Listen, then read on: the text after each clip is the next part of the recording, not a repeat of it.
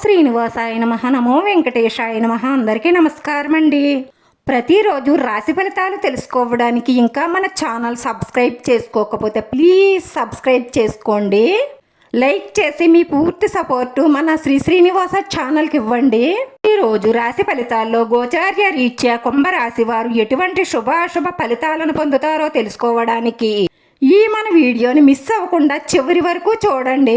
ఈ రోజు వృత్తి, ఉద్యోగ, వ్యాపారాలలో మీరు అనుకున్న లాభాలు ఉంటాయి.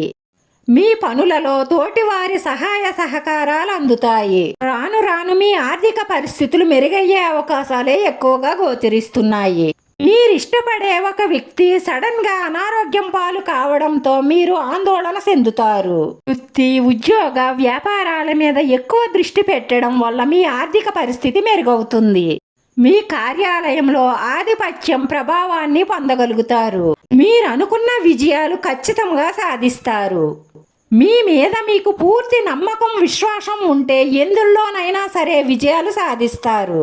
మీ కార్యాలయంలో ఉన్నతాధికారుల ప్రశంసలు అందుతాయి. మీ తల్లిదండ్రులకు మీరంటే చాలా ప్రేమ ఉంటుంది. వారికి ఏమైనా కోరికలు ఉంటే అవి తీర్చే బాధ్యత మీ మీదే ఉంటుంది. భూమి, ఇల్లు, వాహనం కొనుగోలుకు అవకాశాలున్నాయి. పనికిరాని పనులలో మీ సమయాన్ని, శక్తిని వృధా చేసుకోకండి. మీ నిర్ణయాలపై సరైన శ్రద్ధ వహించండి. మీరు ఏదైనా కొత్త పని ప్రారంభించాలి అనుకుంటే అనుభవం ఉన్న వ్యక్తుల దగ్గర సూచనలు తీసుకుంటే మంచిది. మీ స్నేహితుడి సహాయంతో మీ సమస్యలకు పరిష్కారం కనుగొంటారు.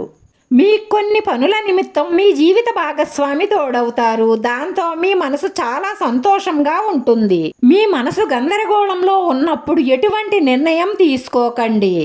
అలా తీసుకున్న నిర్ణయాలు మీకు నష్టాలను కలిగిస్తాయి. కోపావేశాలను తగ్గించుకొని శాంతంతో ముందుకు సాగండి. మిమ్మల్ని మీరు నిరూపించుకునే అవకాశాలు తప్పకుండా వస్తాయి.